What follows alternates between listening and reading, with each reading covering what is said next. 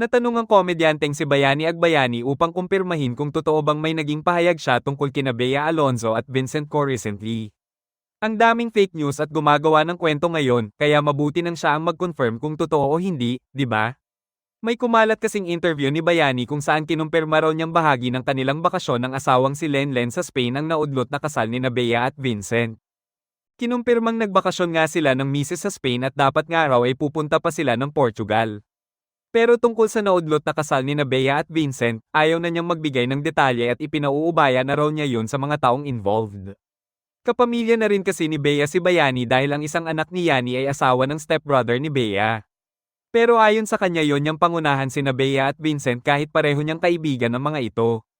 Siyempre, tulad ng iba, nalulungkot din siya sa nangyari pero sabi nga niya, may kani-kanyang buhay ang bawat tao at kung hindi pa si Vincent ang inilaan ng Diyos para kay Bea, ibig sabihin lang ay hindi sila meant to be at darating din daw ang panahon na matatagpuan ng dalawa ang tamang tao para sa kanila.